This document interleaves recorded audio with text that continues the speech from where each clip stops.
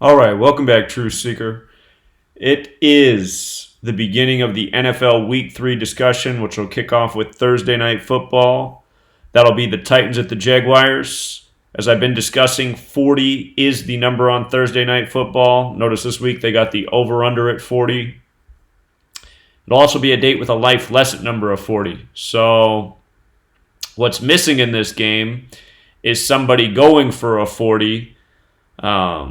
We'll talk about that more, but what I want to do is let's begin with review of NFL Week 2 and see if we can learn something, again, by going over what we were looking at last week. So just want to remind people about what happened, what we were looking at, what panned out, what didn't. Okay, so NFL Week 2, the first game was the Bucs at the Panthers. The Panthers had the 40 in their favor. Cam Newton could have got his 40th home win. 40s almost always hit on Thursday Night Football, but we saw that stat before the game began that Cam Newton was going for his 8th straight loss. And I put up that post. I said, use caution here. We've seen a lot of streaks of 8 in 2019. 19's the 8th prime, plus Cam equals 8. He came out wearing an outfit that looked like a humiliation ritual. You got the thing with Larry Johnson, the former Chiefs running back, tweeting about how they make these players dress up like women. It's a Freemason conspiracy. Anyhow, Panthers had a lot of good narratives for Thursday Night Football, and it ended up being the Cam Newton riddle getting the 8th straight loss.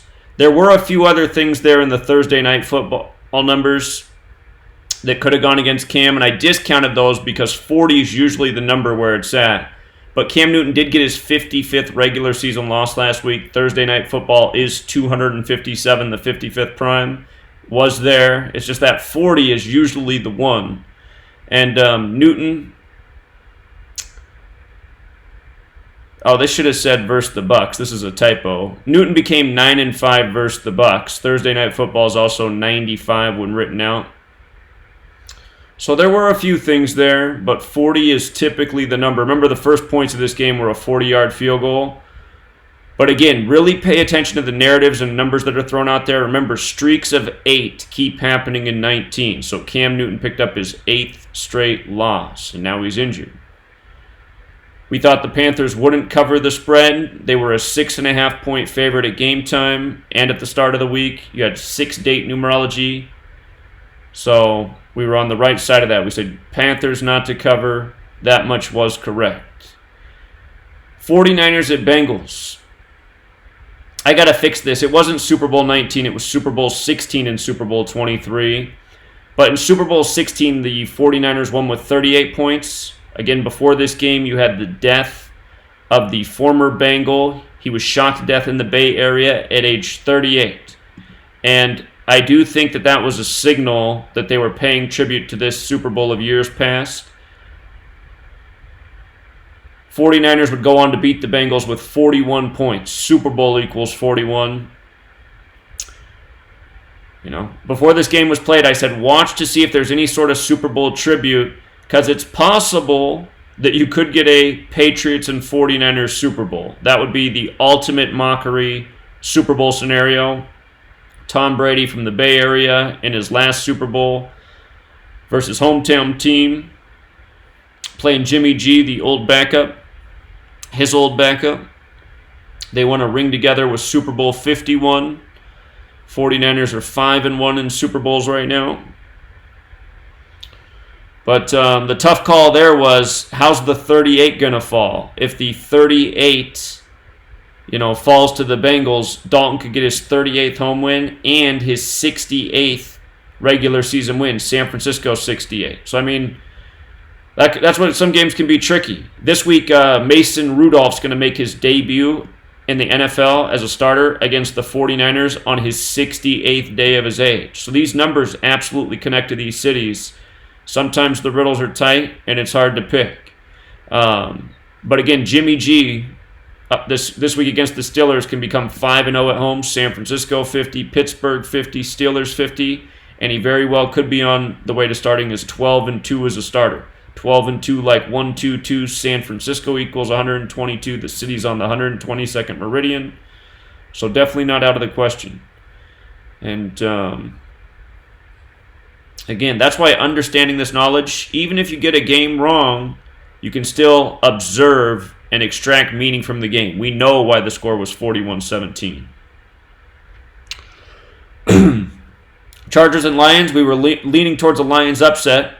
In the regular season, Rivers could get his 91st regular season loss. Detroit's 91. 91's the 13th triangular.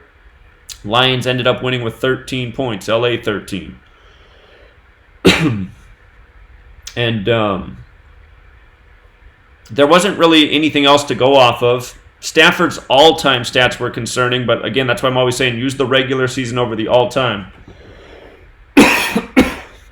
Excuse me, I might have to get some water. The Vikings and Packers, again, we saw that if Rodgers won this game, he could get his 103rd win this week over the Broncos. Broncos is 103.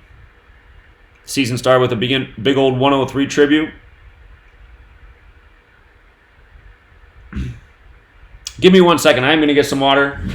I'll be right back. Apologies.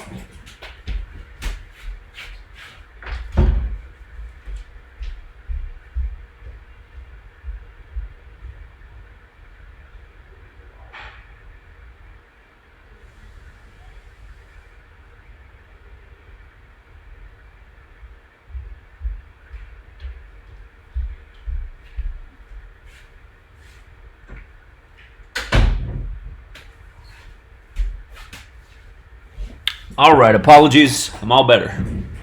But again, it's Rodgers' 15th season. Bart Starr wore the number 15. This game was on the 15th. The home opener synced up with his death. I didn't feel the Packers could lose this one. I thought it was all about Bart Starr. You know, the date had the Bart Starr and the Aaron Rodgers numbers in it. Packers started off 21-0 and then won by 5, 21-16, 37 combined points. Vikings 37. Cousins did have a shot with the date numerology. Seems that Gematria will typically trump date numerology when you have to go with 1 and 2 riddles. So, again, this win synced up Rodgers for his win next week versus the Broncos, which I suspect will happen. Rodgers did get his 102nd win in Week 2. Week 2 also equals 102, 102nd regular season win. Colts at Titans, the riddle was right at the top. Should have just stopped with my decode right here. I pointed out these teams will play again in Week 13. Week 13 will be a date with 16 numerology, and notice the Colts' next loss to the Titans is 16. They probably will lose their next game, which will be at home, so maybe the Titans will get vengeance. And should have just stuck with that thought, but I went deeper and I saw that if Brissett lost this week, he could get his 14th loss. Titans is 43, the 14th prime, and then he could get his 15th next week against Atlanta. So, but it was just right here. This was the riddle. And again, some games are easier to read than others. Patriots at Dolphins. You know, it looked like Tom Brady was destined for the 209th win. Miami Dolphins 209. We talked about how last year the Miami Miracle was a ritual centered around 209. And we talked about the 43 date numerology. Dolphins, Florida, both equal 43. 43 date numerology, you get a score of 43-0. And of course, not by accident. We talked about how it looks like Brady's likely going to start the year 5-0. Now there's chatter of could there be a perfect season? The last time they got a receiver from the Raiders, they had a perfect season and lost in the Super Bowl. Those were the Randy Moss years. A lot younger Tom Brady. And again, this game was synced up with Antonio Brown. The game was 68 days after Antonio Brown's birthday. Rape equals 68. Antonio Brown was signed by the Patriots September 7th, exactly a span of 68 weeks from the alleged rape date. We talk about how rape, the word, also synced up with the Super Bowl. And remember, we called the college basketball championship in February off of the rape story in Virginia that related to Duke. So they could do, they could be doing the exact same thing through this narrative. Okay. Bills at Giants. I said if Eli Manning doesn't win this game, it could be the end of Eli Manning's career. That's exactly what happened. Week 1, the game was 117 days from his birthday. He lost. Manning equals 117. This game was 117 days after Allen's birthday, and Manning was going for his 117th win. Manning equals 117, so does Buffalo Bills. I knew if he didn't get it, there'd be symbolism in that, and now he's been benched, and they're saying that might be the end of Eli Manning. So, and I've noticed this just looking at historical players' career stats. Sometimes you're like, why didn't they get that one last number? That would have been so perfect, and they didn't get it. And, to the people who are the owners and creators of this code, which isn't us, we're the people who figured it out and are looking from the outside in, there must be some symbolism to that, not getting it. Or maybe Manning will get inserted later this year and he gets it against the Redskins, their 117 team. But 2 weeks in a row he has a shot at 117 and he doesn't get it in either one. And 25 normally hits with the Giants. Allen could have become 2-5 away, so I can't say that I feel bad about getting this game wrong. I mean, law of averages, we should have hit on that one, but there were just a couple games like that this week, which, had they come our way, it would have been an okay week. Instead of being a very mediocre week.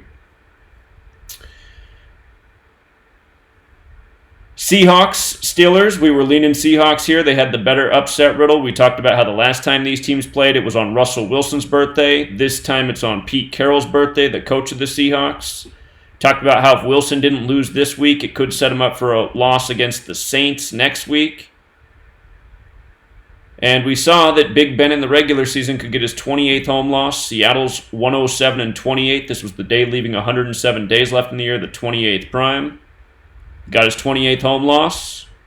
And the Seahawks won with 28 points. 28-26. 54 combined points. So the Cowboys and the Redskins, there was a narrative here for a Redskins upset, but like I said in the decals, I just don't know. I think the Cowboys might be going places this year. Cowboys starting 3-0 wouldn't surprise me at all because Cowboys equals 30. And this was the 117th regular season match. This is part of what gave the Redskins a narrative. A lot of times when it is the game number total that syncs up with a team, it is a good sign for that team. In this case, the Cowboys won. They stayed on 27 losses at the Redskins on a 27-date numerology. We saw that if Dak won this game, he could get his 36th win all-time next week against Miami, and no doubt that's coming. We'll get to that. Caller? Hey there, Zach. Hey, what's going on? I want to throw in a little something about the Pete Carroll winning on his birthday. That was his 100th victory with the Seahawks. Yes, it was. Regular season plus playoffs, which I thought was interesting. Indeed. In the 100th season. Indeed. So, anyway, I want to throw in those tidbits, but also the Seahawks leading rusher of all time ended his career with 100 rushing touchdowns, and the receiver ended his career with the 100 receiving touchdowns, all-time leaders. Say that again? Sean Alexander, the Seahawks right. all-time rusher. Right. He ended his career with 100 rushing touchdowns for the Seahawks, and Steve Largent ended his career with 100 touchdowns with the Seahawks. Yeah, that's interesting. Lots of hundreds around them. That is very interesting. Russell Wilson is Mr. 54. Pete Carroll, I believe, is on 54 losses with the Seahawks. Yes, he is. In the regular season. So. Yes. Yeah, he is. There's a lot going on there. It might be part of the playoffs, I'm sure. Yeah, they're looking right for it so far. So. Yeah, there's 9 undefeated teams here, so we'll see after this week what happens. But interesting show today. Yeah, great observation. Appreciate that. All right, I'll keep listening. Thanks. All right, thanks, man. For people who don't know, Sean Alexander, former Seahawks running back, Steve Largent, one of the greatest receivers in NFL history, probably still, easily one of the most popular Seahawks jerseys still up here in the Pacific Northwest, the Largent jersey. Let's see. All right, so Cowboys, Redskins, there were just a few things here that just made me go, Redskins got a shot, but I don't know, man. I mean, I just think, again, the Cowboys are going places. Game was on Dak's 49th day of his age. Dallas and Washington 49. We thought Elliott would have a big game. He did. Over 100 yards rushing and a touchdown. And I don't like to go with the all-time stats, but if there's nothing there really in the regular season, sometimes you got to look to the all-time. So that's where we saw that if Dak won last week, he could get his 36th this week against Miami. And it looks like he will do that. Caller? Hey, what's up, Zach? Hey, man. Just some quick things about this Breeze injury. So they announced that his surgery will happen tomorrow, Wednesday, September 18th. From that day to the Super Bowl is 137 days. Okay. 33rd prime. 33rd day of the year, Super Bowl. Yes, sir. The doctor that they released that's going to do the surgery is Dr. Stephen Shin. Stephen Shin, when you write it out, it equals 45, just like New Orleans, New England, and Aaron Donald. The last name Shin equals 50 and 23 in the exact same ciphers. Drew and Brady equal the same numbers. Dr. Shin, when you write it out, just Dr. equals 36, like Miami FL. There were 36 points scored in the game. Right. From the day of the surgery to Drew Brees' birthday is 119 days. All seeing eye number, Star David number. Okay, so and the initial doctor that made the diagnosis on the injury was a Dr. Tom Hunt. Dr. Hunt, when you write it out, equals 138. So that includes the end date from the day of the surgery to the Super Bowl. 138. Okay. 138, yeah, and to just write out Dr. Tom Hunt, it equals 43, just like champion. Very interesting. When you were listing off those 45s earlier, I'm pretty sure Drew Brees equals 45 too. So. Yeah, I missed that one. Yeah. The only reason I tied in Aaron Donald was just because he was the player that injured Drew Brees, obviously. So, right. And also just a hypothesis out there. I'm thinking that he might come back against the Cardinals. And the reason I say the Cardinals is because if you go back to the year he won the Super Bowl, he played the Cardinals in the NFC Division playoff. The Saints beat them 45-14, I believe. From the day of the surgery to the day that they play is 39 days. Arizona equals 39. And also the Saints and the Cardinals, they do have that religious component that always ties in. Right. Let me see. From the day that they play, October 27th to the Super Bowl, is 98 days, or 99, including the end date. There you go. Champions equals 98, Tom Brady equals 98, Patriot, New England, Aaron Donald, Drew Brees, all equal 99. And it also is 3 months and 6 days. That's Miami, Florida. That's Patriot. That's Cardinals. And it's the Cardinals' 100th season. They're one of two teams in the 100th season, so that could be symbolic as well. Yeah, and I also think for the future, only obviously if Drew Brees does win the championship, for the future, the Cardinals might have to, they might be in the mixture because of the fact they're so tied in with Drew Brees, and if he does come back against the Cardinals, I'd be looking for the Cardinals within the next 2-3 years to do something. Sure. Just because. But yeah, that's all I had on the Drew Brees. I just wanted to get that to you early to try and see where you could take it. Yeah, I was looking at 6 weeks, would have him come back against the Cardinals, and when I saw that, I said, oh, that makes sense. They had two teams with the Catholic symbolism and everything else you just said. So, yeah, I'm with you. All right, Zach. So I'll be listening for the rest. Thanks, man. Oh, good call so far, too, with the Giants. The game's not over, but the Giants are up 4-1. So. All right, let's not jinx it. Appreciate it, man. All right, take care. So the other thing I just want to remind people is Super Bowl 51, the Patriots won. Tom Brady was suspended 4 games at the beginning of the season. I could see this narrative. The Saints play decent with Brees gone. He comes back. They're like, oh, this could be a blessing in disguise, It's not like he's a, puppy dog anymore. He's an older man. He got to rest for 6 weeks. So, and we know the thumb injury is a complete hoax. I mean, they're pretty much showing you. They're showing you from all angles in slow motion over and over, and you can see every single time his thumb doesn't collide with Aaron Donald's hand. So how could he have a thumb injury? It's impossible. But we know it's scripted. So anyway, I'm not down on the Saints because of this. Could end up just playing right into the narrative. All right. Cardinals and Ravens. Again, the Ravens Lamar Jackson looked golden to become 8-1 versus the Cardinals. We talked about how he played for the Louisville Cardinals. It just made too much sense. The question was, would they cover? I was thinking, the gamblers probably think they will, go against the public.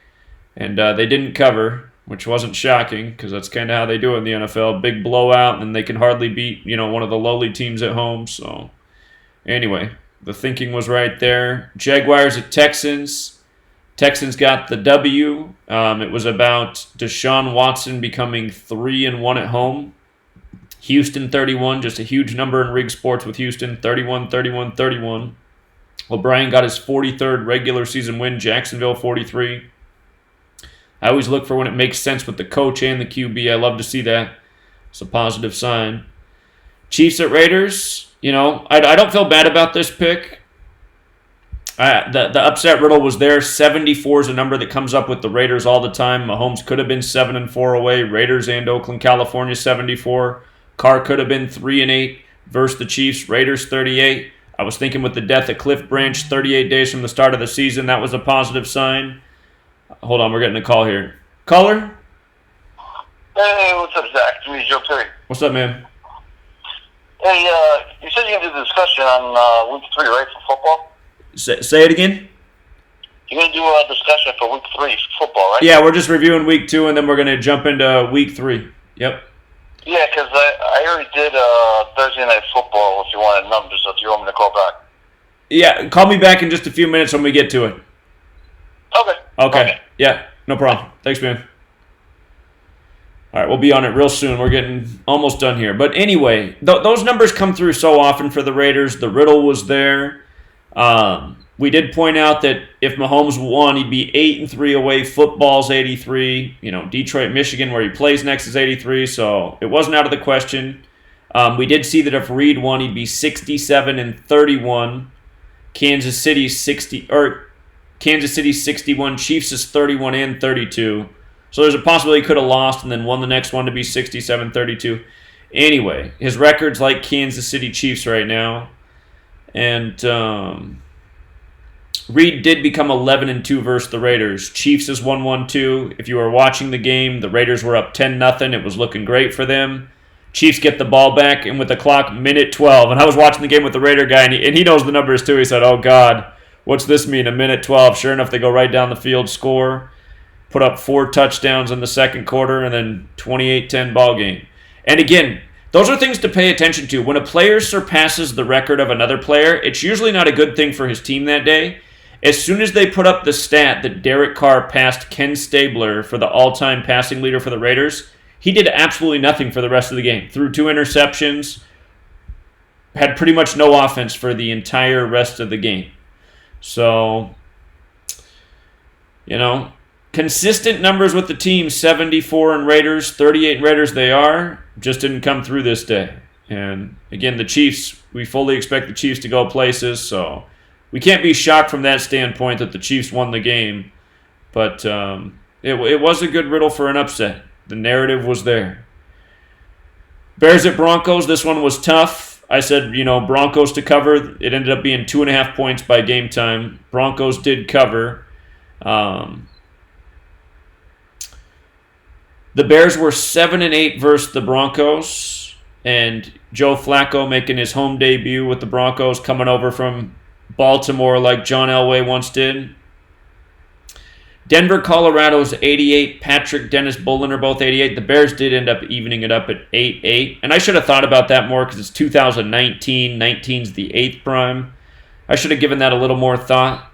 But it was a tough call. It was both ways for the head-to-head record. Trubisky, he could have fallen to 6-7 away. Denver is 67, so that had some weight on my mind. We saw that if he splits the next two, he'd be 7-7 in Washington, D.C. So I'm thinking the Bears are probably going to go down in D.C. We'll talk about that. 77 in D.C. is another one of those things that comes through a lot more often than not. But we also saw that Trubisky likely's got to win about 3 out of his next 4. So I'm thinking the Bears might do that to line it up with the Saints. And documented how both QBs that had the 243 connection lost this week. That was Flacco and Breeze. Flacco picked up his 74th all-time loss in Denver, Colorado, 74. Thought he might get that 61st home win, though, because that's the 18th prime and Bears is 18. So anyway, we were on the right side of the spread. That's the good news, but that one was tight. Saints at Rams. We talked about this one through Drew Brees' record could go either way. His record would make sense with a win or a loss. We're saying there was something about this game coming 34 weeks after the playoff game where the Saints got shafted. Injury equals 34. Injury also equals 38. Brees had 38 yards when he came out of the game. To me, that screams script. So, Saints did get the 43rd all-time loss versus the Rams on the 43 date numerology. Sometimes the all-time stat is what hits. Caller? Hey, Zach. What's up, man? Hey, I forgot to mention this when the opening kickoff game was going on with the Bears and the Packers, but I don't know if you noticed this, but Megan Trainor performed and she was wearing a jumpsuit like jersey, and it was number 22 also. Somebody told me her name equals 73 like Packers. Oh, really? I didn't even run it, but somebody texted me that, hey, tonight's singer, her name equaled 73 like Packers. And I said, Yeah, I just thought it was funny because, the Missy Elliott performance, she was wearing 22, and then Megan Trainor was wearing 22. And it's just funny because, if the Saints did win in the conference final, they would be 2-2. And then if they went on to the Super Bowl and won, they would be 2-0 in Super Bowl. So it's going to be interesting seeing how they rate these games to keep the Saints in it, man, with this injury. Right. So they don't play in the best division. So Tampa Bay, right. Carolina, they're not looking too hot, and then Falcons, they're not looking like the hottest team either. So as long as their division plays like crap, they can get in there. Yeah, if they get into the first round and they won, they would be 5-5, and then they would have to win all the way out. So then they would be 4-4, and then 2-2, and then 2-0 in the Super Bowl. Well, so they could get a first round bye still. I mean, the Saints are still a good team. If Bridgewater comes in and plays well, it could be all fine. So yeah, but I mean, they didn't look very good against the Rams. I mean, it was pretty bad, Well, it's all scripted though. I mean, so. Yeah, and remember we did make that point when we brought up that 119 connection with the redemption. We did say that they would lose in the regular season, but then get their redemption in the playoffs. Right, it could be the exact opposite scenario of last season. So yeah, very possible. Yeah. All right, man. All right, appreciate it. Okay, so the Saints did pick up their 43rd all-time loss on the 43 date. And let's see. We're talking how if the Saints began 3-0, they would face the Cowboys with that record. That's obviously not going to happen. So, but yeah, Breeze, the winner-loss could have made sense either way. It was a little bit more direct for the loss. You had to use the prime number relationship for the win, which does happen, but he got his 109th loss. Los Angeles is 109. And he did become 1-5 at the Rams as well, and Rams is 15. So that was that. And let's see. Caller? Hey, Zach. Yo. So yeah, first of all, I just want to introduce myself. I call you almost every day, and you don't even know my name. My name is Victor. From New York. What's up, Victor? Okay, so I just wanted to say about the Drew Brees thing. Thumb equals 64, as the 64 for Brees and everything like that. Wait. And, what equals 54? Drew Brees 54, New Orleans 54. What else? No, thumb equals 64. 64. Oh, like New Orleans Saints. Got it. And also, this is the 13th. It equals 19 too, like Saints. Yeah, I was gonna say 19 too. Yeah, good catch. Also, and so this is Sean Payton's 13th year that he'll be coaching the Saints. Going back to that extension he signed in 2016, it was a 5-year, $45 million contract. It had date numerology of 62. Belichick, when you write it out, equals 62. And also that was a 36-year. If you do, sometimes I like to say like a 38-year or something like that, but that was a 36-year. Patriot equals 36.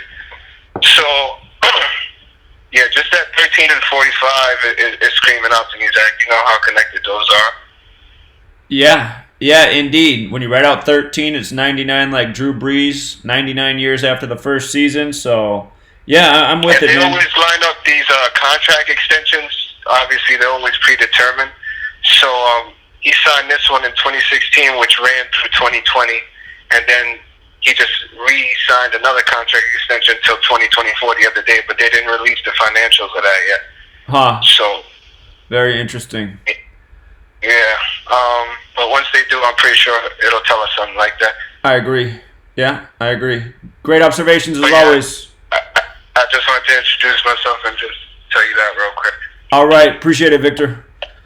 All right, take care, man. Hey, something else I noticed about Thumb is it sums to 71, and notice Breeze stayed on 71 away wins in the regular season. Catholic 71 too if he comes back against the Cardinals. Don't forget how they synced up the Catholic riddles last year on the Pope's birthday and the Christopher Columbus genocide of the Redskins. 71 days from the Pope's birthday. Let's see here. Goff did get his 12th home win in the game. Saints is 37, the 12th prime. Stayed on 8 losses as well. I should have really pounded this point home. I mean, that was a pretty good observation there. Saints 37, the 12th prime. Saints 19, the 8th prime. He became 12 and 8 at home. I was just like, man, but are they gonna give the Saints this comeback storyline? Well, they might still do it just later this year. Caller? Yeah, one more thing, Zach. If he comes back and they're 4-3, lock it up, Zach. Yeah, 4-3. That's all I'm gonna say. Yeah, I'm with you. All right, man. Thanks. Bye. Okay. All right, next game, Eagles at Falcons. Again, there were some patterns that have always been good to me that really burned me this week. Falcons in 25, that's just like a number that you can live on with the Falcons, but it wasn't so. Wentz did not get his 25th regular season win. He stayed on 24, and we did mention he plays the Lions next. Lions is 24 if he stayed on 24, so he did. Wentz, you were supposed to get 25. Again, the head-to-head would have made sense, too, with the Philadelphia win, in my opinion, because they would have been, that became 8-8. I really should have thought about this 8-8 thing more. I won't forget it for the rest of the season. 19 is the 8th prime, so maybe these teams that play each other this year where it can be 8-8, that might happen in these scenarios. 19, the 8th prime. So Eagles became 8-8 against Falcons. I was thinking 9-7 because 97 is the 25th prime. Philadelphia equals 97. So sometimes, when you're used to just seeing a very repetitive pattern with the team, your mind will just go there. I should have thought about the 8-8, 19, the 8th prime. So that's probably part of it. We saw 2 series that went that way this week. Bears became 8-8 versus Broncos. Eagles became 8-8 versus Falcons. And Matt Ryan did become 3-0 at home versus the Eagles. Eagles is 113, the 30th prime. Those 30s could have gone either way, though.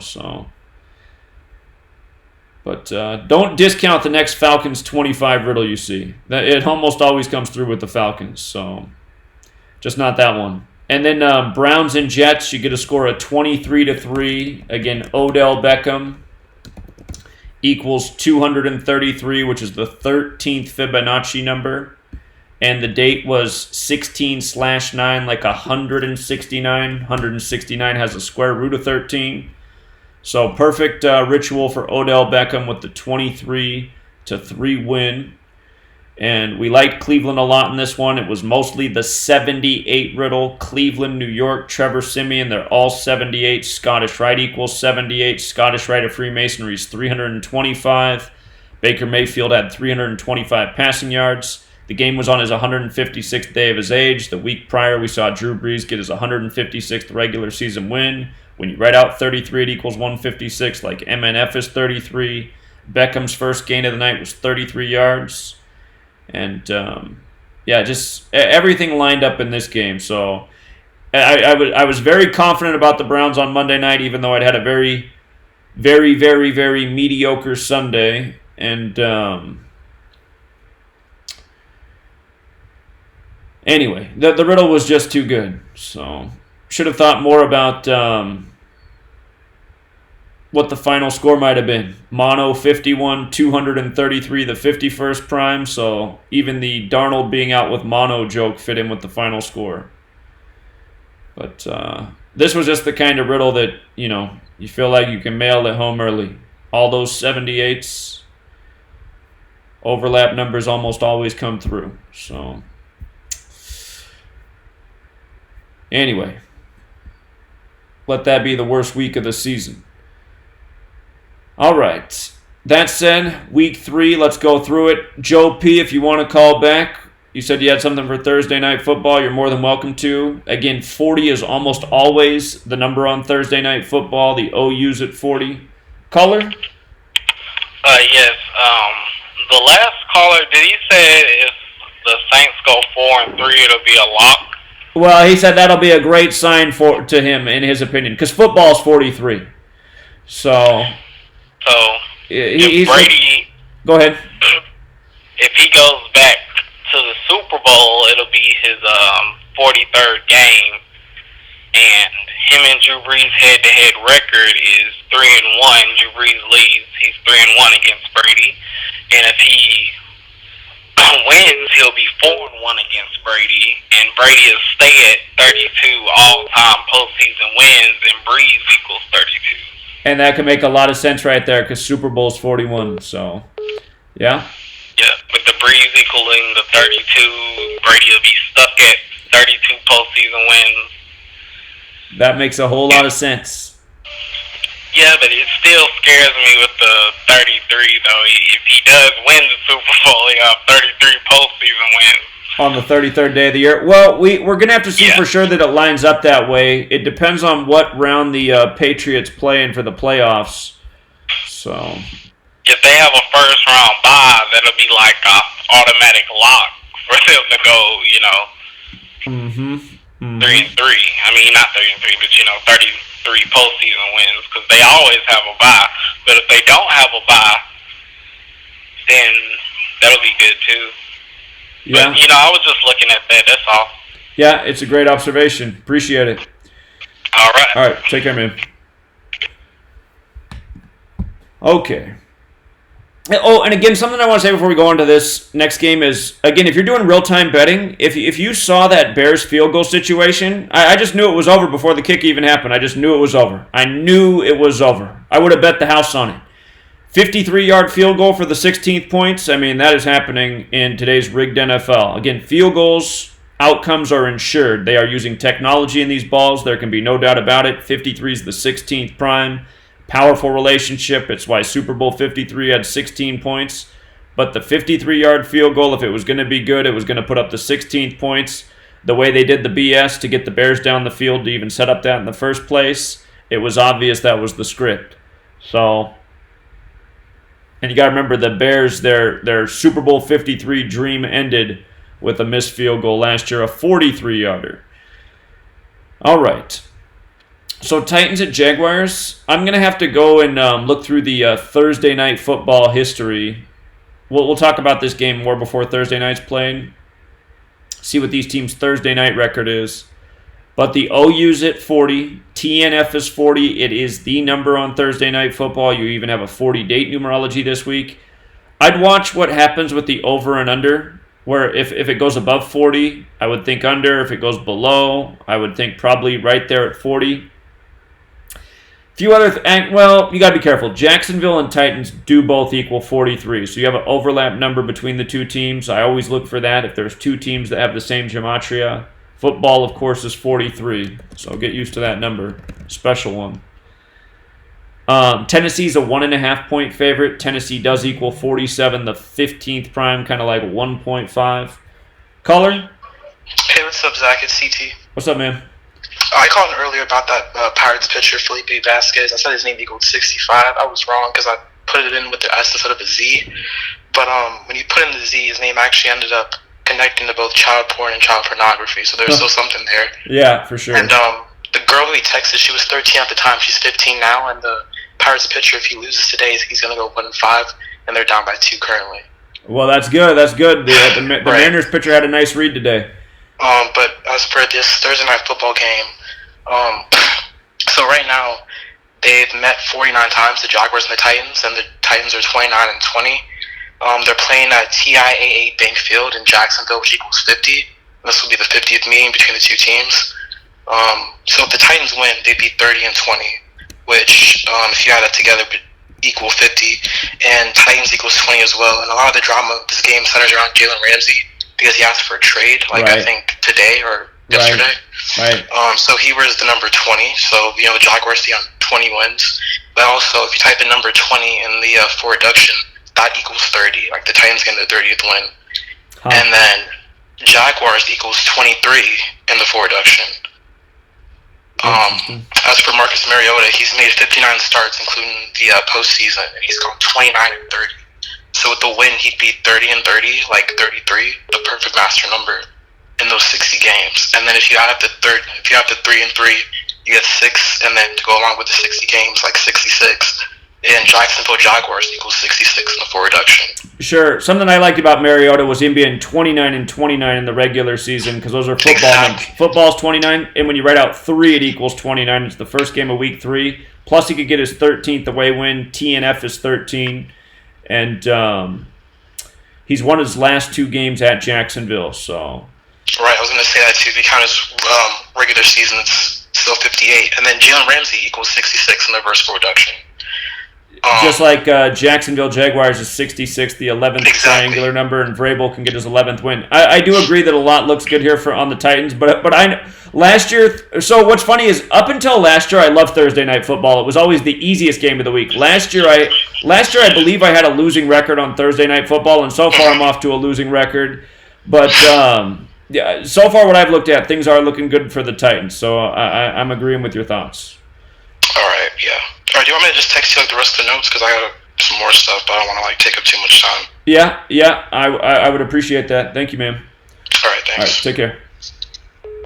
Okay, so look for the 40 in a big way on TNF. What really stood out to me is if the Titans won, they'd be 29-20 versus the Jaguars. Those are both Titans numbers. Titans are 20-29. 3 equals 29. It's week 3. Titans can get the 29th win.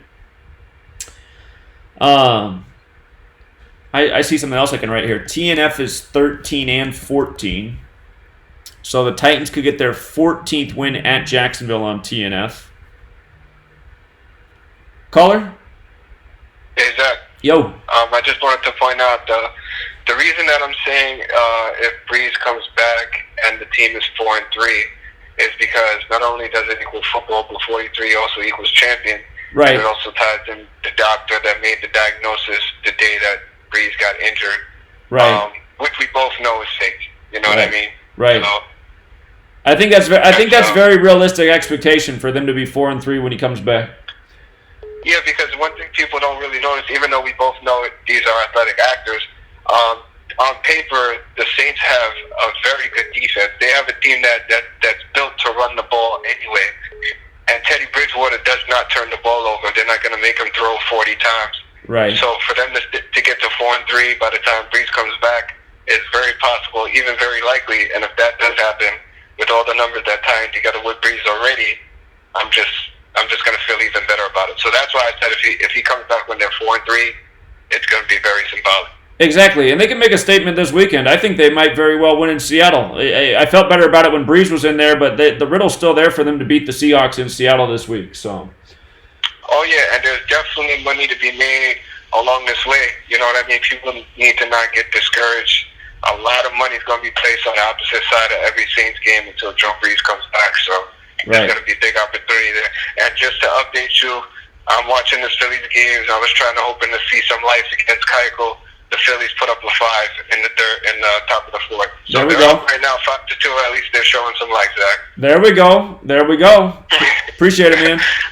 All right. No problem. All right, see you.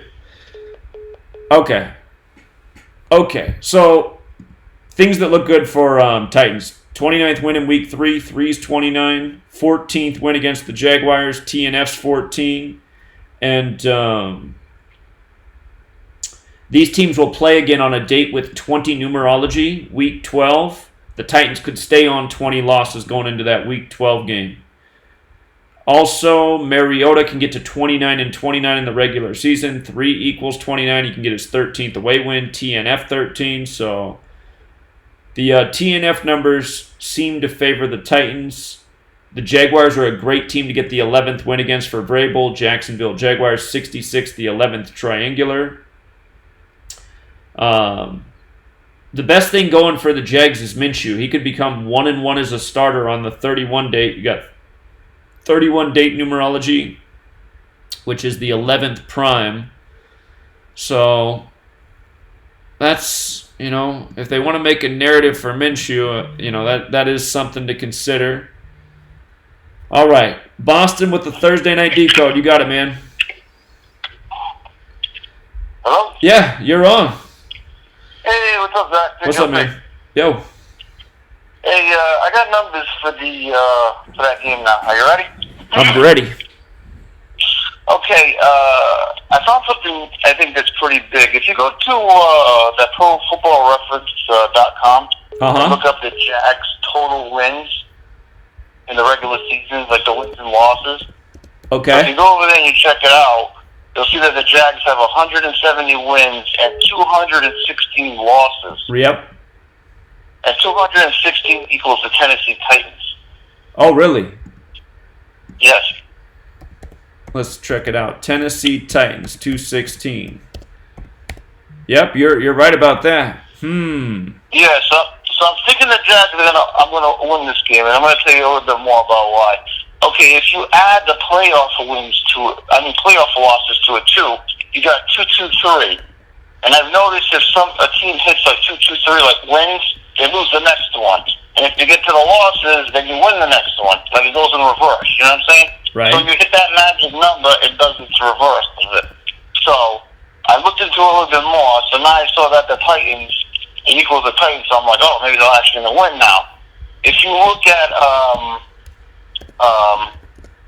Mike Vrabel, he has 10 wins and 8 losses, okay? Right. So, if he loses this game, he's going to be 10-9. His next game is against the Falcons. Mercedes-Benz Stadium equals 109. 109 is the 29th prime number. Football 29. Yeah, then that would mean the Titans would stay on 29 wins, right? Let me see. Let me double check that one. All time they would. In the regular season they got 28. All time they got 29. Yeah, and then what makes me think that they're going to be in 2 is because I just said the 109. So if the Titans, Vrabel loses and the Titans loses with the 109, he plays the Falcons.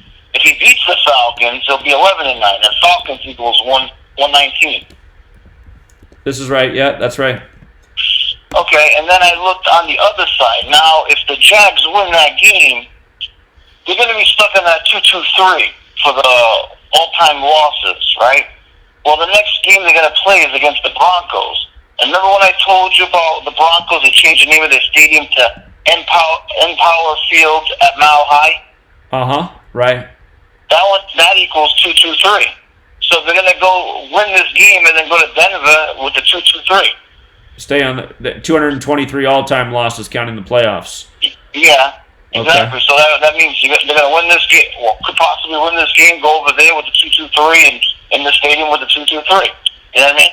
Yeah, that does make a lot of sense. So I'm going to have to look more at that. And then I also have, if the Jags win, they'll be 4-3 at home, all time on Thursday Night Football. Well, that's a good Florida stat. equals- Titans equals 43. That's what I need to look at for this is the all-time Thursday night records because that'll be a great final clue. Yeah, I already did that one. So if the Jags win, they're going to be 4-3 at home. Florida equals 43, where they're playing in. Jacksonville equals 43, and the Titans equal 43. Right. And then, what is this? Then week 3 equals 46 in full reduction. And if the Jags win, they're going to be 4-6 on Thursday Night Football all time. Yeah, And those are some great observations. And then Marone is going for his 34th career win. Tennessee equals 34. Yep, that's right. That's his all-time win, so. And then also, what I realized too, if Marone gets, if the Jags, what is this, 32? Hold on one second, I just missed up. Oh, if Marone gets his, well, that was his all-time, like career wins, 34 career wins. If he gets his regular season win, right, he has 31 right now. If he gets his next one, he's going to have 32. His next opponent, like I said, he's going to Denver. Broncos equals 32, and Denver equals 32. So he's going to the stadium with the right record. Well, or if he loses, he could pick it up against Denver, because Denver is a great team to get that 32nd win against. Colorado's also 38. So. Yeah, it's iffy. I like it because of that 2-2-3 and that 2-1-6. That 2-1-6 is like really awesome. Yeah, it's a great observation. So yeah, great work. And then I also found one other thing too. I think I found a cipher that's actually useful that we don't use. The Browns, when they won that game, right, against the Jets, they got their 517th regular season win, just regular, all time. And if you type in the Gematria data in reverse Gematria and put New York Jets equals 517. What cipher is it? Reverse satanic. Reverse satanic. Okay, so it's the satanic cipher in reverse. Okay. Huh. That's very interesting. And then I also been like tracking it because I've noticed that this thing fits from last year. So I also looked, and in week 1, the 49ers, they got their 71st win against the Bucks, and 571 equals Bruce Arians, who is the coach of the Bucks. And is that in that reverse satanic cipher too? Correct.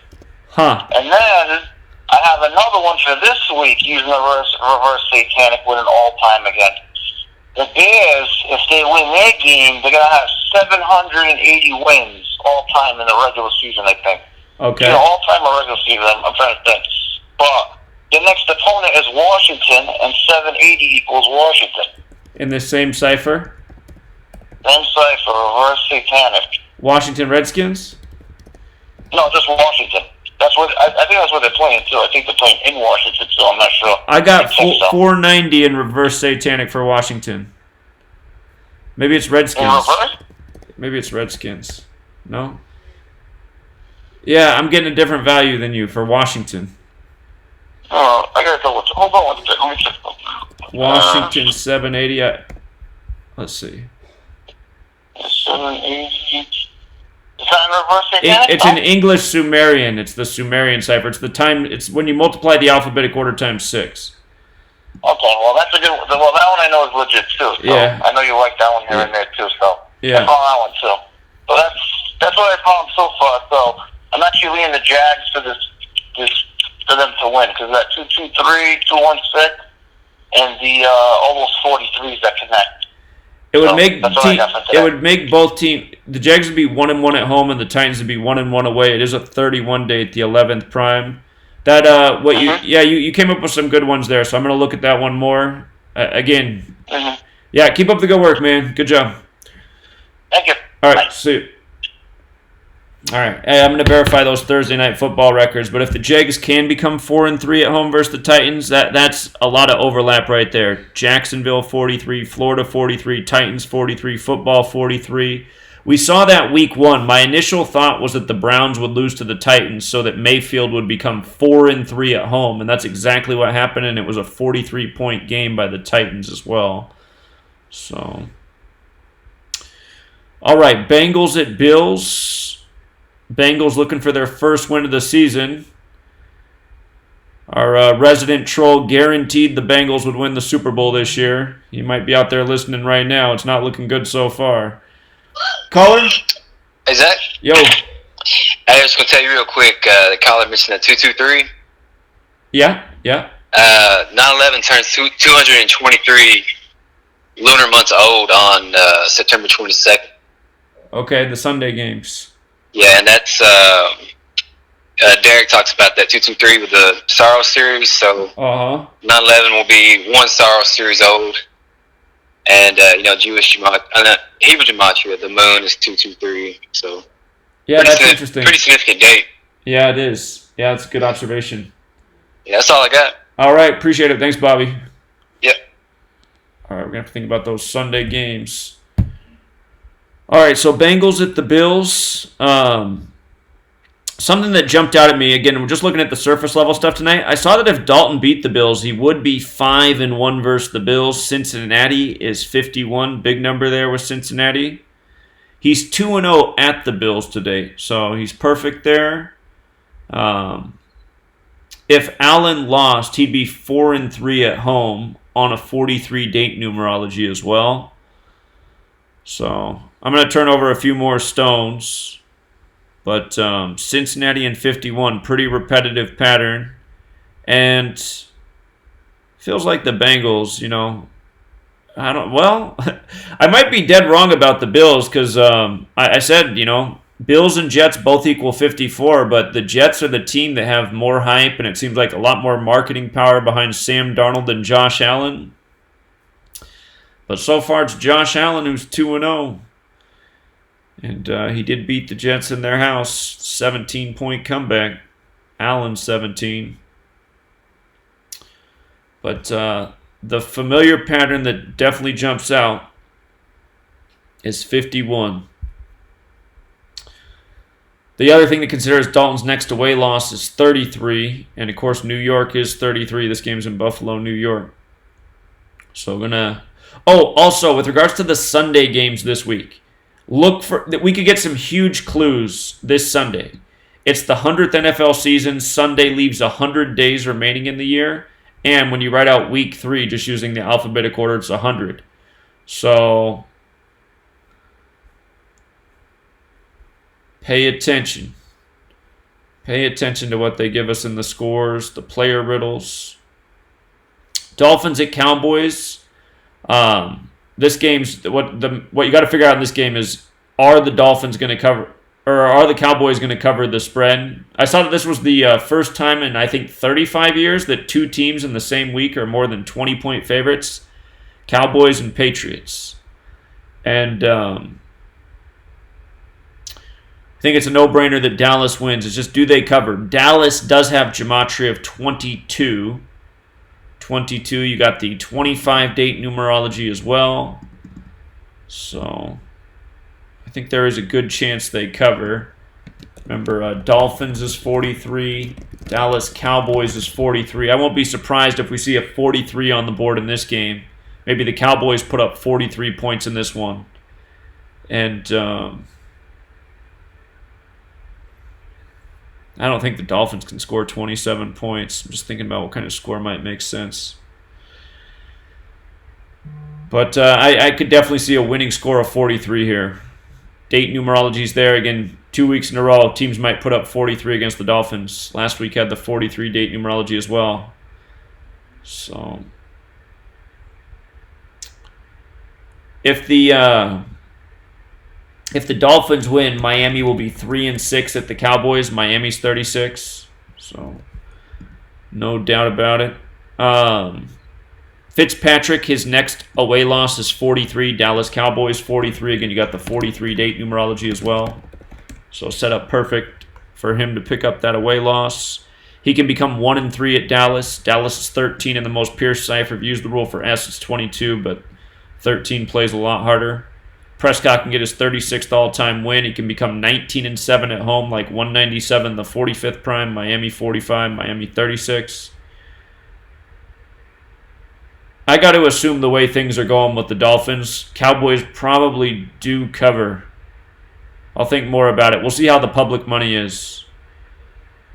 So, over-unders at 47.5, Dallas 49. Broncos at Packers. I see another 103 ritual for Rodgers, part of the reason I liked him to win last week. I also saw before the game all the experts picked the Vikings to win that game. I knew that. I was like, oh, there's a good sign for the Packers. All the experts are on the Vikings. But Rodgers getting that 103rd win. Broncos 103, again, the first game of the year was the first game of the year was 103 days from the death of Bart Starr. Packers won it 10-3. They ran that State Farm commercial, State Farm 103. The first ever NFL football game was October 3rd. Rodgers will also get his 63rd home win in the regular season in this game, which is interesting because Aaron Rodgers equals 63. So 103-63, you know. The Super Bowl this year is on Aaron Rodgers' 63rd day of his age. He'll be 36 years old. So like the Packers in a big way here. 8-point favorite. Going to have to think more about that. Again, my advice is always to go against the public. Sometimes they throw the public a bone, but usually the public loses. All right. Falcons at Colts. This one looks like it could be tricky. I noticed that the Falcons won, they'd be 3-14 versus the Colts. It's kind of like pie. If you follow my live streams, I always talk about when pie riddles come up, they usually come through. Pi, cycles, circles, geometry, sacred geometry. The football is the most important shape from sacred geometry, the Vesica Piscis. So the pi riddle stands out. And again, going to do deeper analysis on all these games. But was there anything? Yeah, just even on the surface, so far, nothing's really screamed out other than the potential pie riddle of being 3-14. So, Indy's the favorite at home. I'm going to have to do some more work on that one, obviously. So, Ryan is 1-1 versus the Colts and 1-0 at the Colts.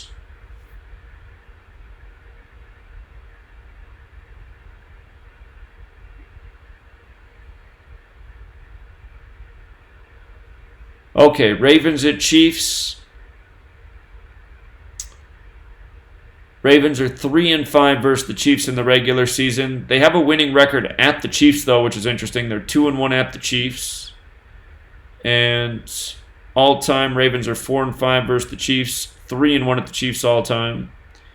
Kansas City and the most pure cipher is 32. So is Chiefs. They're both 32.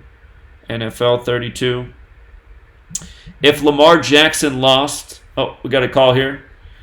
Hello, caller. Hello? Hey, brother. Hey, man. Hey, man, I had a couple things. Victor and one of your other callers were talking about 119. Uh-huh.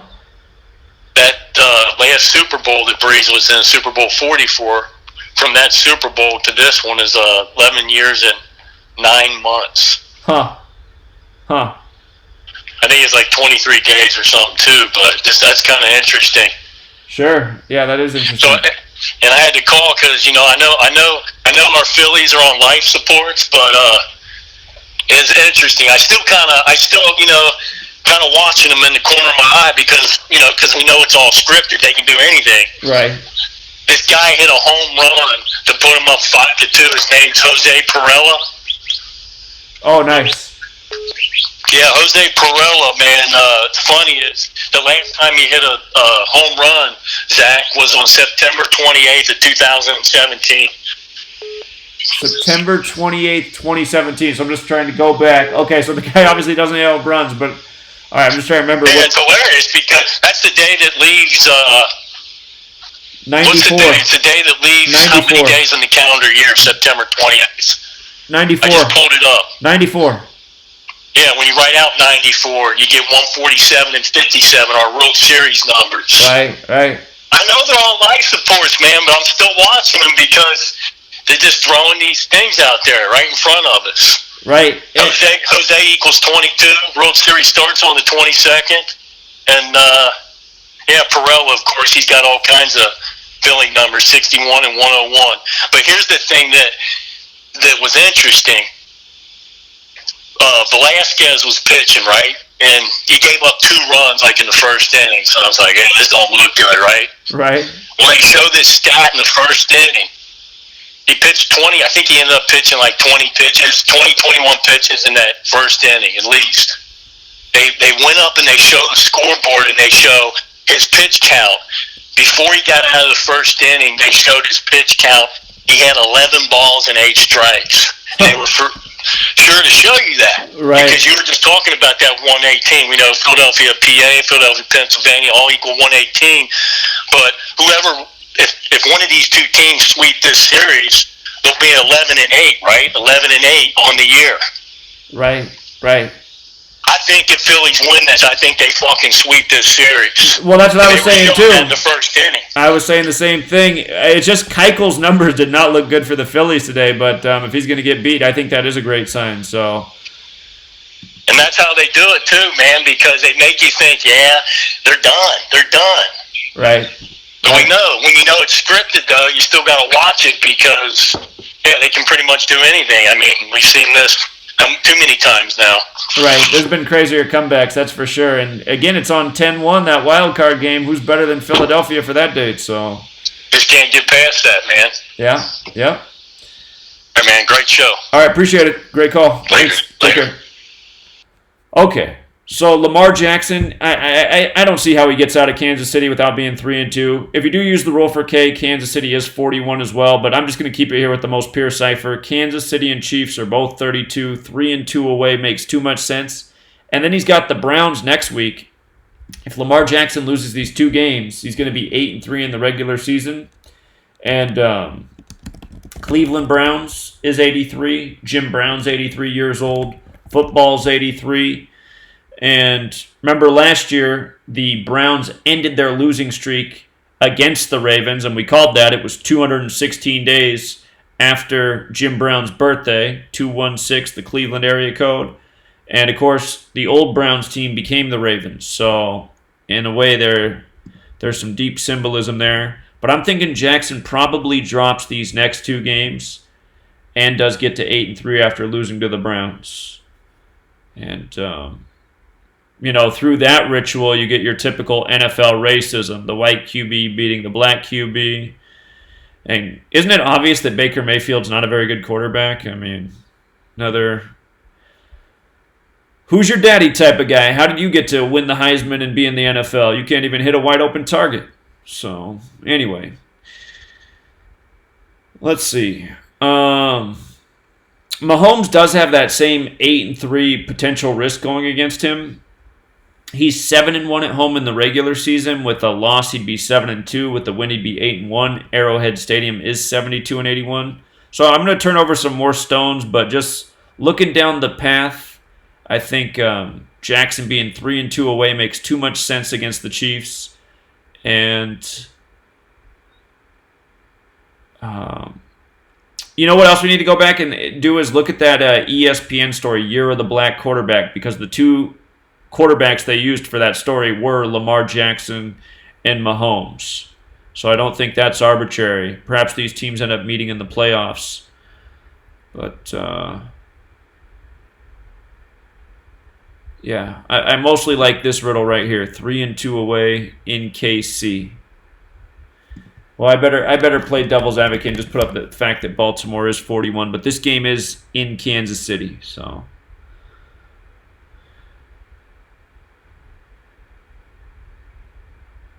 All right. The Raiders at the Vikings. Man, I'm still sore about the Raiders losing this weekend. So, Carr is 33-47 in the regular season. If he didn't lose, he'd stay on 47 losses. Minnesota equals 38-47. And you got the 43 date numerology, the 14th prime. He could pick up his 14th away win. Be a big win for the Raiders here. Gruden is 194 in the regular season. And do the Vikings have a 95 connection? No, 96 connection. Okay.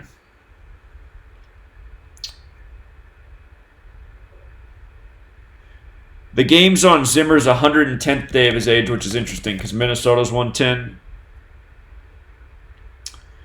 Cousins is 35-38-2 in the regular season. Numbers to consider: Minnesota equals 38, Raiders equals 38. If he stayed on that. And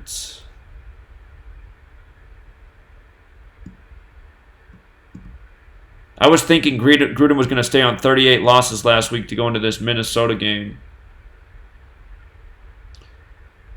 So, yeah, I haven't turned over all the stones yet. I got to look at Carr's record versus the Vikings. Probably doesn't have a lot of history. Cousins' record versus the Raiders. Got to scan through all the gematria, make sure I'm not missing out on anything. If Raiders did win all time, they'd be 11-5. 11, the 5th prime number. So there's probably some bigger clues here that I'm not seeing yet. We don't know who the Raiders are yet. They looked okay week 1. They looked okay week 2 in the first quarter, but then things got ugly fast. So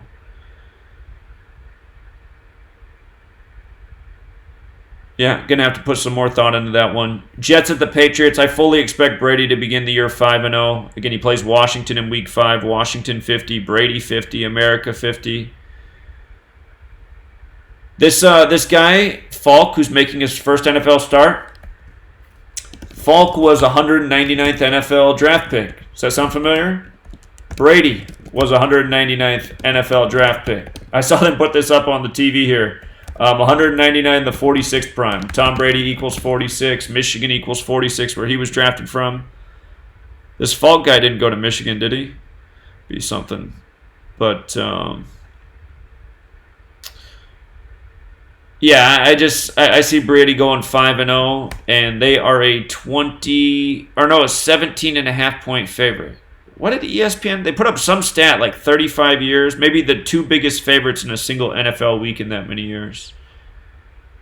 So 17.5. 17.5. Jets is 9, and if you use the rule for S, 18. So Jets is 18, maybe. Beat them by 18. But yeah, the Jets' offense looks pretty woeful. Unless they're going to have some deep, dark riddle, some backup QB for the Jets coming in and doing it against the Patriots, like a reversal of Brady and Bledsoe. But I don't think so. I think Brady's going for the 5-0 here. And this game's also 50 days after Brady's birthday. Could they score 50 points? It's his 51st day of his age as well. Mono's 51, what Darnold's out with. So Brady can stay on 18 home losses versus the Jets. Let me see something about the Patriots schedule real quick. See if we can figure out who might be the home loss. At the Bills, at the Redskins, versus the Giants, at the Jets, versus the Browns, at the Ravens, at the Eagles, versus the Cowboys, the Texans versus the Chiefs. Kansas City is 67, the 19th prime. This could be a team to get the 19th home loss against. Chiefs. I've seen who had the 19 connection. They're the first one I spot with the 19 connection. So maybe the Patriots don't lose at home until week 14. Football 43, the 14th prime.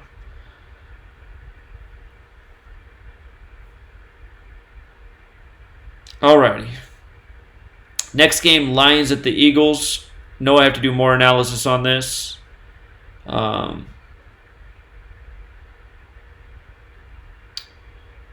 Stafford's next all-time loss is 79. 79 is the 22nd prime. Eagles is 22. Rather go with the regular season, though. You got the 43 date numerology. He could get his 43rd career away loss.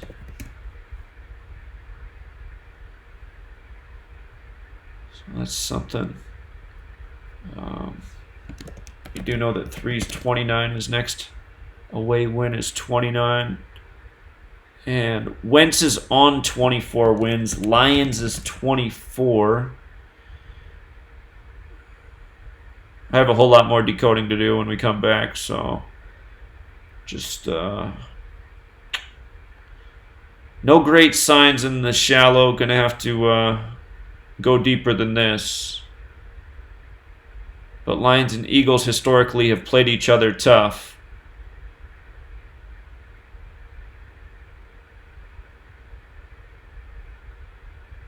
It's 227 days after Stafford's birthday. That's interesting because that's the 49th prime, and Eagles is also 49.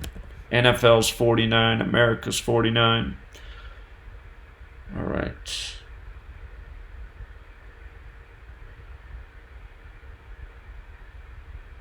Let's see. Panthers at Cardinals. I see a Black Panther riddle here. Clear as day. The Cardinals could improve to 1-0-1 at home with a win. Panthers equals 101.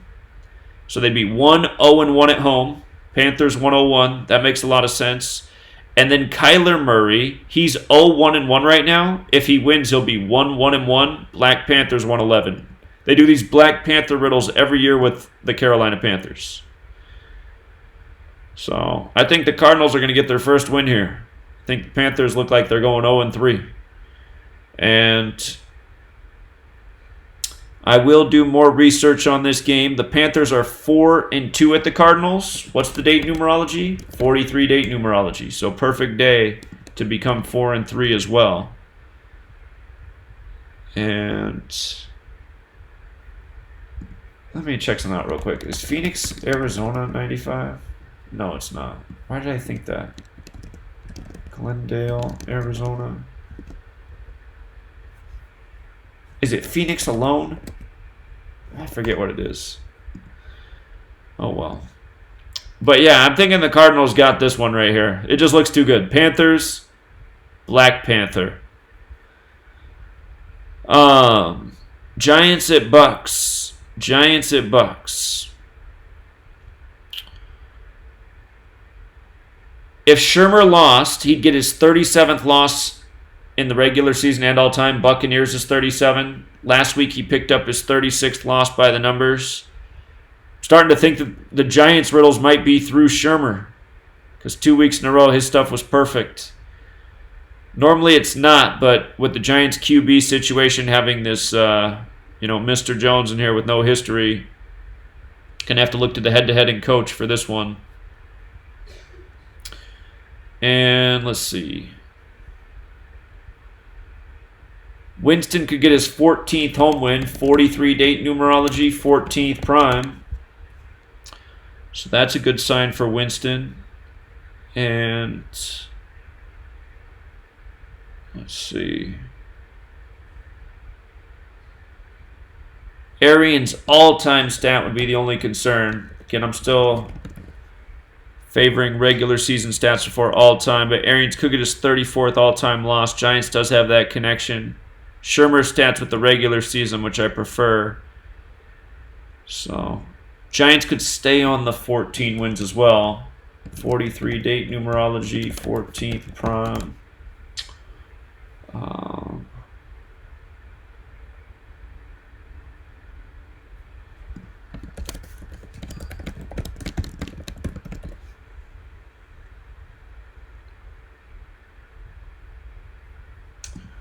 Giants does equal 70, and we have 70 date numerology. It's also a 25 date, and Giants equals 25. That doesn't mean they're going to win, but those are big clues for the score. So, that was something else I was sleeping on with regards to the date. The date can be written 22/9, like 229, the 50th prime. 50. So where 50s show up, let me go back up to the very top and put that note up here. So, look for 50s on Sunday. And we know we're coming up on one of the 50 games for this weekend, and that's the 49ers and Steelers game. Riddle I love this week. Okay.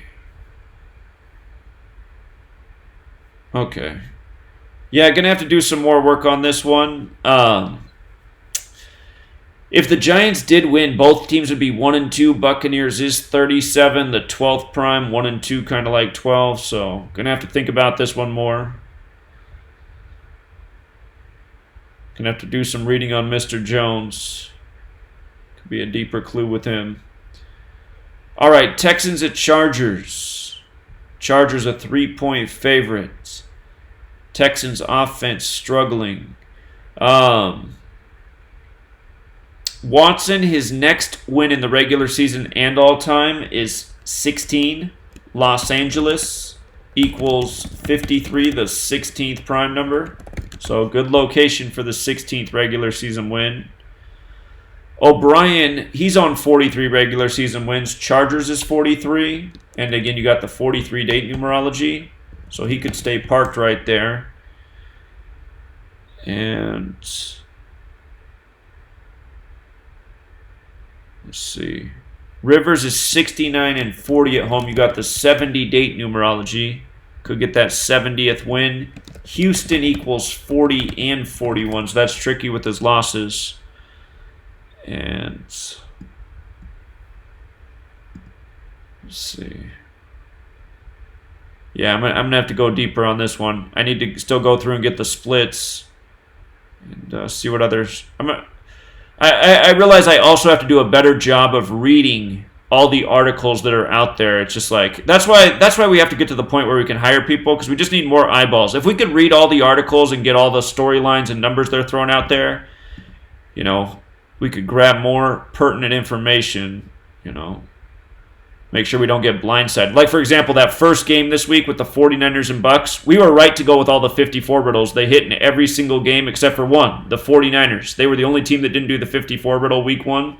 And the reason why was because their streak of losing on the East Coast ended at 14 games. And we know about streaks in 14. Had we come across the article that said the 49ers had lost 14 straight on the East Coast, we would have known what that meant. We know what a 14 means. That's where streaks almost always end. All right, Steelers and 49ers. Now here's my 50 riddle of the week right here. We got two Super 50 teams. Garoppolo's 4-0 at home. San Francisco equals 50. That's why they used to be 5-0 in Super Bowls. That's why they hosted Super Bowl 50. Pittsburgh's also 50. Steelers is 50. And let me just add to the name. 22/9 date. 229. The 50th prime for one more 50. So the devil's advocate narrative is that if Garoppolo lost, he'd be 10-3. Steelers is 103.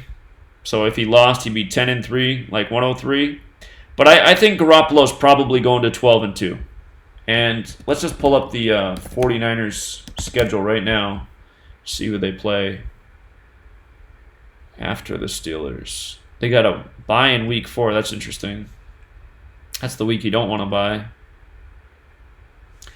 And then they play the Browns on Monday Night Football in San Francisco. San Francisco's on the 122nd meridian. The new stadium's a hair off it on the 121st point something. But San Francisco 1-2-2, the city on the 122nd meridian. So I'm just thinking about this date. This will be a date with 20 numerology. Well, they could get their 20th loss all time. That would bust up the 12-2 thing. What else? 8, 17. Hold on, am I doing the date numerology right? 1, 8, 20, 10, 17, 29, 10, 17, 56. All right.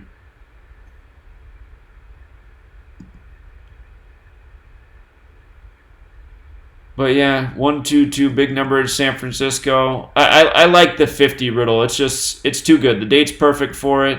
That is the San Francisco number. 10 and 3 is a slight concern, but looks like the 49ers are rolling right now and the Steelers aren't. So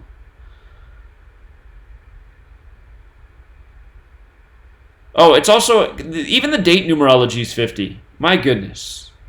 Yeah. Yeah. Anyway, gotta ride that one. So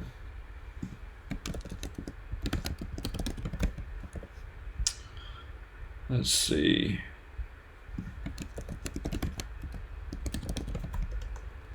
Tomlin can get his 76th loss all time. San Francisco is also 76. It's on Rudolph's 68th day of his age, the game. San Francisco's 68 when you use the rules for S. Anyway, I like the 50 riddle too much with Garoppolo. So, Saints at Seahawks. I think the Saints could surprise the Seahawks here. The money's going to be on the Seahawks, no doubt about it. They're the favorite. But even before the Drew Brees injury, I'm just sticking with the thought I had. The Saints are 3-4 at the Seahawks. They win, they're 4-4. Seattle equals 44. Saints equals 44. I just think it's going there. I think it's going there. The all-time is a little bit concerning for the Saints. If they lost, they'd be 3-7 all-time. Saints is 37. So I like that 44, though, in the regular season stats. Both teams have that connection. Could be the game that burns the public. That's what they like to do. And there are a few other things to consider. We'll look more at it, but Bridgewater could get his 14th loss all time. Seattle Seahawks 43, the 14th prime. You got the 43 date.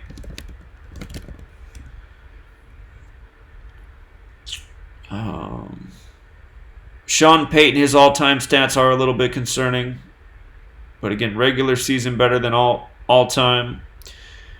And Russell Wilson can get his 37th regular season loss. Saints is 37.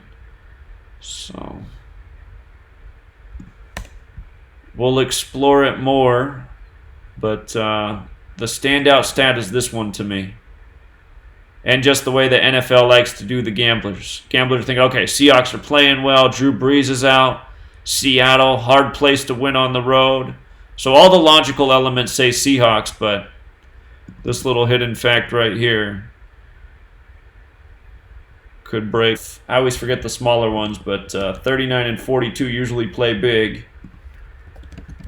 Been missing the games this year, so I haven't been able to do the observations, but historically 39 just always on the screen.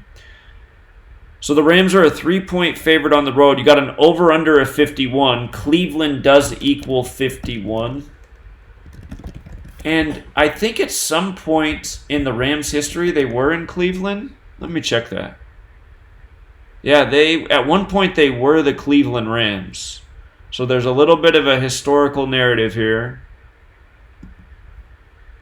And let's see.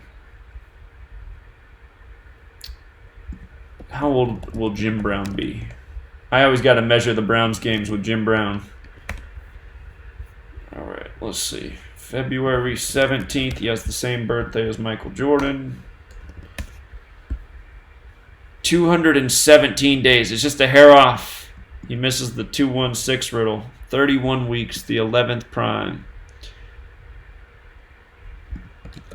Game is 31 weeks after Jim Brown's birthday. All right. Rams are 11-9 versus the Browns in regular season. 5-5 at the Browns. 241 is the 53rd prime. Los Angeles 53.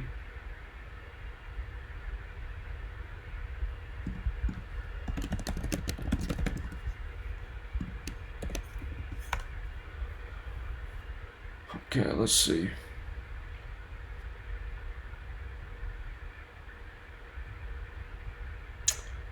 Goff could get his 29th win all time in Ohio. Ohio's 29 like football.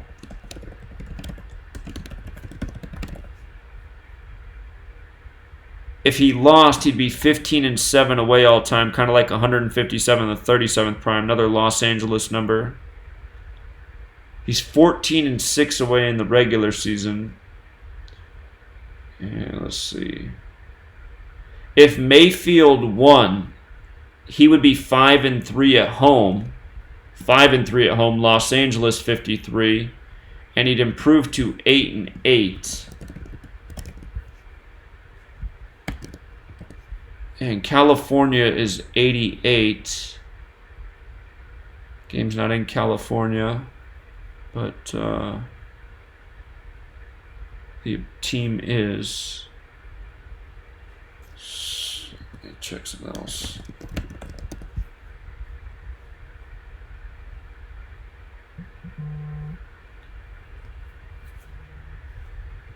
Caller? Yeah, I know I'm an hour and a half into your live stream, but I know you do so many decodes and so many numbers, but you keep bringing up the 19th Super Bowl. Right. It was the Dolphins played the Niners in the 19th Yeah, Super Bowl. it was actually Super Bowl 16. I shouldn't have wrote Super Bowl 19. That was a typo. Okay.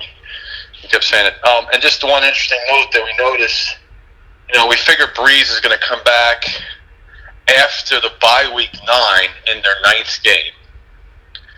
Right. Which would be perfect. Right. And guess whose birthday's that Sunday? Who's that? Teddy Bridgewater.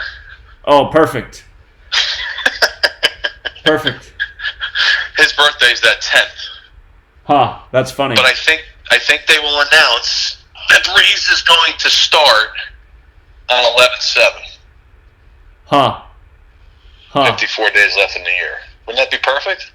Yeah, that would make a lot of sense. So they get a week 9 bye, and he comes back in week 9, their 9th game of the season. Right. And on Teddy Bridgewater's birthday. Yeah. And the interesting thing, I think one of your guys calling talking about the Manning riddle with him being out in 2015 and then coming back, is that Teddy Bridgewater faced Manning that season in the 4th week. Huh. And had a big day. So I have a feeling that Bridgewater is going to do pretty decent during this little hiatus. Right. Yeah, I have a feeling he's going to be just fine too. So. And we're actually thinking, just based on the numbers, they'll be 4-4 before Breeze comes back. That would be 44, Super Bowl 44. That would be perfect, right? Right. And they would finish the season at 10-6 and make the playoffs. 106 prophecy. Yeah, that could make sense. So they'll win a few games, lose a few games. They'll hang around. Breeze will come back. They'll start playing well, and then they'll get into this, whatever. Get into the playoffs, and who the hell knows? Right. They're in the perfect division, so I'm not worried about them not making the playoffs. And so yeah, it was just interesting. They're week 9, he comes back in the 9th game on Teddy Bridgewater's birthday. How perfect. Couldn't have scripted it any better. Truly. I'm still, the more I look at it, I'm still liking the Chargers and the Saints. Yeah, the riddle's still there, no doubt about it. They looked at Johnny Unitas a lot recently. He's a famous Colt, right? Right.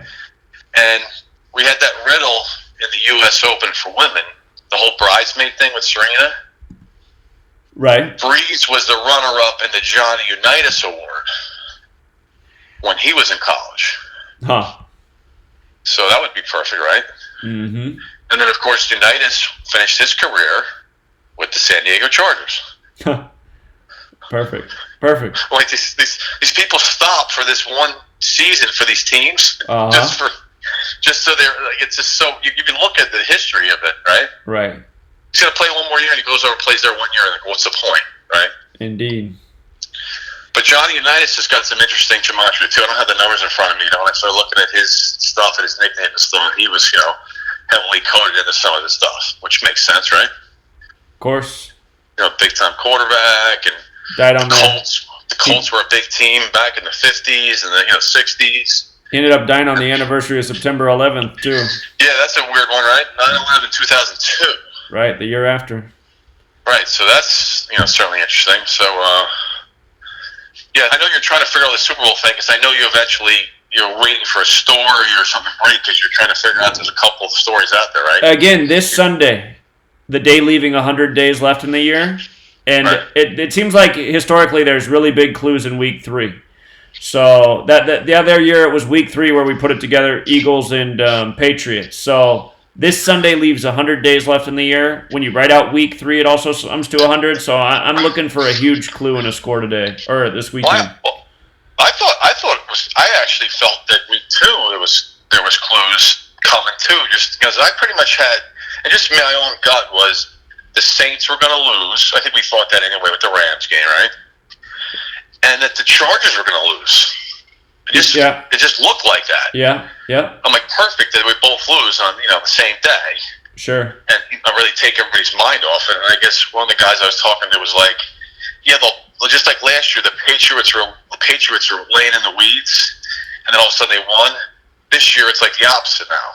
Right. That's what happened last year. Everyone was doubting my Patriots pick last year. I was like, just watch. They're going to be there. They're going to be just fine. So I think when they start pumping somebody up too early, it's kind of throwing money at it. Right. And we've fallen trapped to that before when everybody's talking about a certain team, how great they are. Right.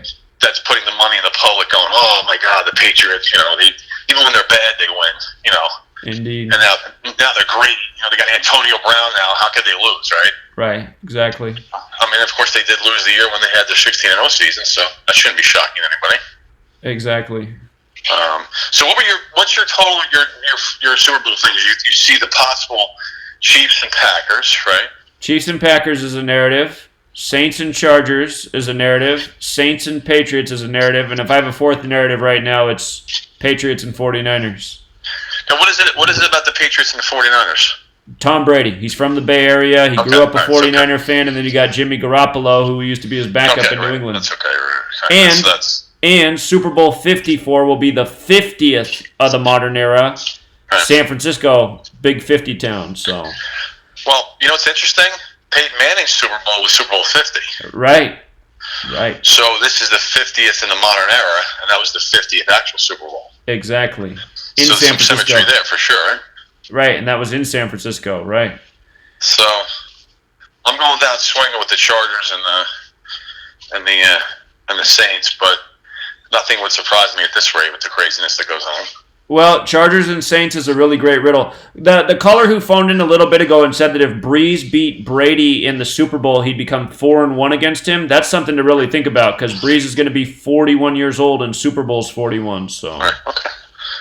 And the interesting thing, too, in the Jets game last night, which was so ridiculous with all the stuff going on, was first it was Simeon, number 19, and then the guy who came in was number 8,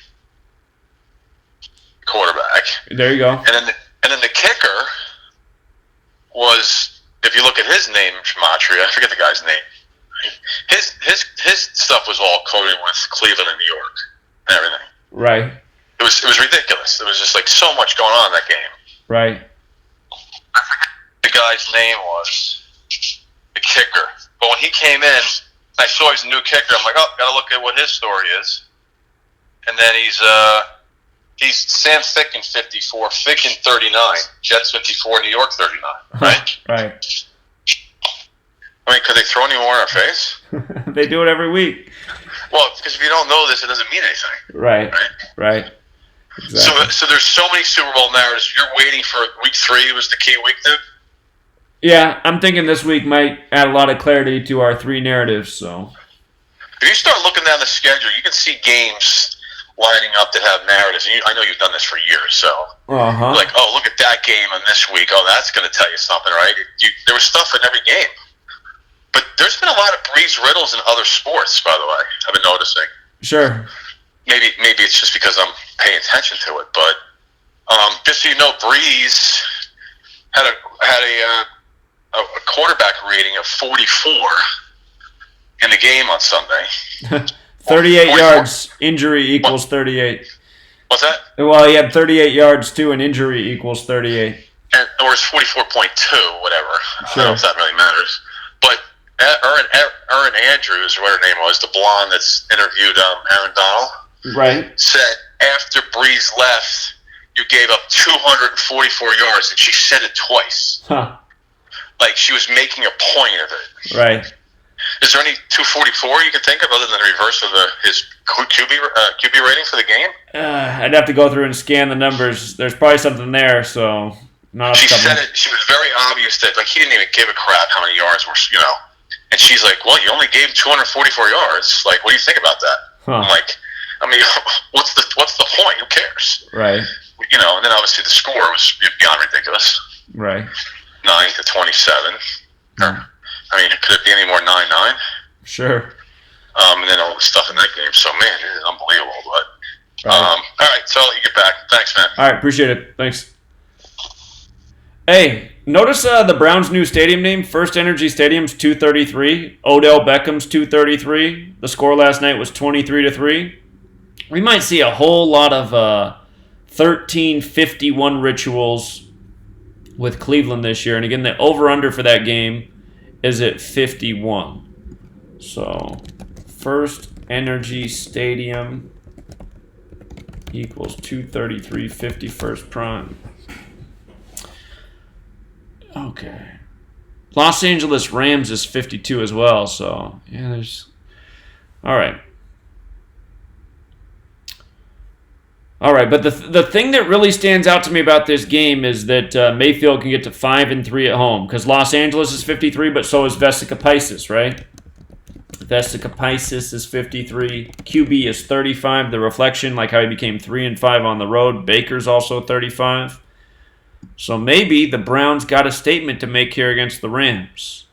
Going to go a lot deeper on this game. Got to turn over more stones. But just on the surface, that's the one that really jumps out at me. Los Angeles and 53, a pattern that hits a lot.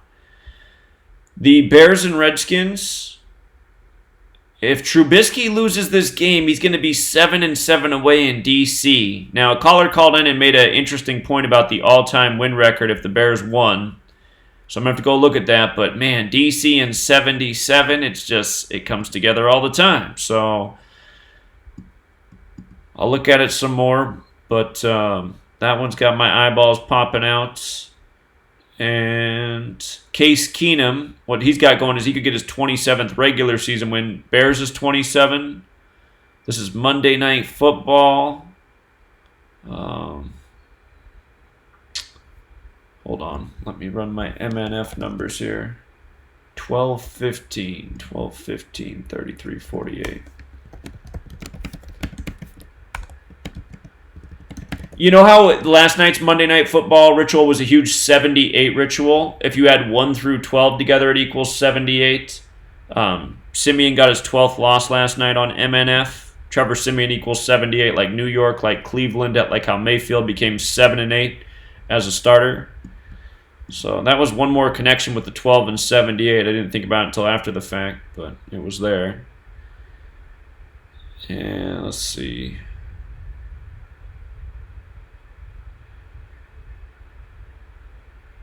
The Bears could stay on 20 wins. 71 date numerology, 20th prime. And let's see. Bears could stay at 12 wins all time. MNF 12 could get the 15th loss. MNF is 12 and 15.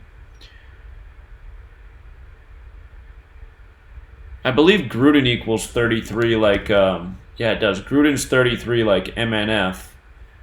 Think about how John Gruden used to do MNF. Now his brother coaching the Redskins. All right, let's see.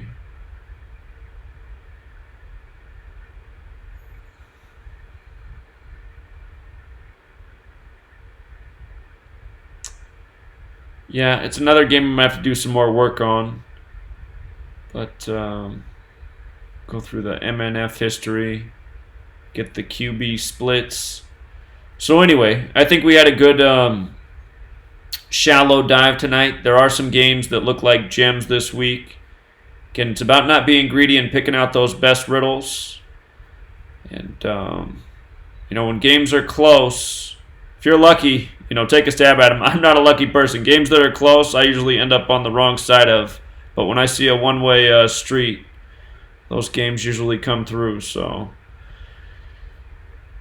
we can wrap it up there for tonight. Be back tomorrow, same time, baseball in the morning. And it is Wednesday tomorrow, so I have my Wednesday night radio show on TFR. But we'll do a live stream Thursday before the game for football. And, of course, during the baseball live stream in the morning, you can still call in and talk football, beginning of the show, end of the show. So